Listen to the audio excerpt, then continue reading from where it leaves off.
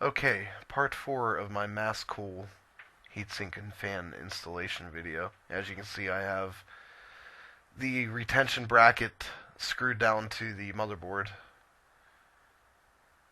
And what the fuck I'm doing here, I got the camera covered up, apparently.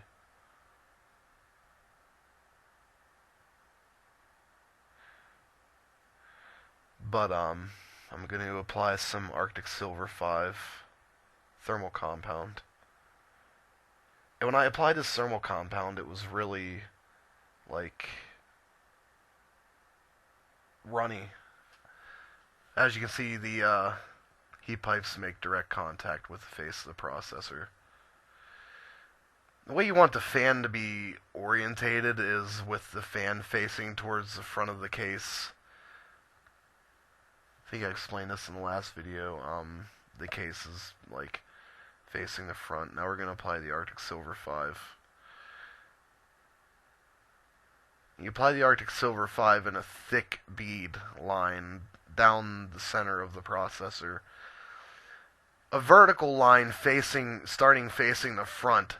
That way the heat pipes on the bottom of the heatsink will go horizontally across that line, and it'll spread out evenly across the face of the processor, and the heat pipes will have good contact via the Arctic Silver. And what I like to do when I put my thermal compound away is I'll take the rod that's inside that you push to squeeze it out, and I'll pull it back a little bit so it doesn't squirt out everywhere.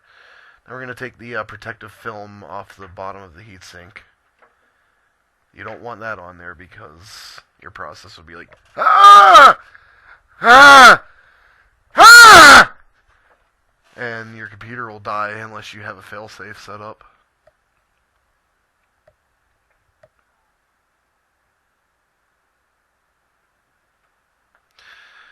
Basically, with any computer, you want your BIOS set up to where you have like a temperature threshold of when it will shut itself down if the processor overheats.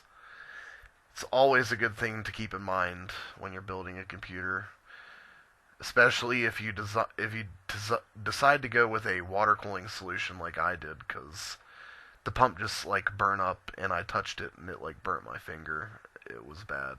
Like, I think I had my processor set up to where it would shut down if it got up to 70 degrees Celsius. I think they can handle up to 90. So, as you can see, I have the back latch down. I leaned it forward and latched it down, and then set it flat on the face of the processor. And I latched down the back clip. Well, I show you latching it down. You can see where the fan is pointed towards. It's pointed towards the front of the case. That way, it exhausts out the back.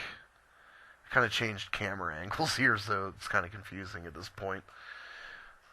But I was trying to plug the power cord for the fan into the motherboard, and it was very, very short. Make sure you do that when you install a heatsink and fan into your computer. Always plug in the power cord. If you have to, like, untwist it so it can give you some more slack. As you can see, it's running right over top of my RAM modules. Which, another issue that I had with this heatsink and fan is the retaining clips that clip to the retaining bracket on the motherboard are very close to the tops of your RAM modules. And I have the Corsair Ripjaws Z or X Series 2133 DDR3 memory, and they have a relatively short heatsink, so be wary of that when purchasing this cooler. We're coming up on the end of part 4. We have it all installed and everything, and part 5 is going to be the temps and testing.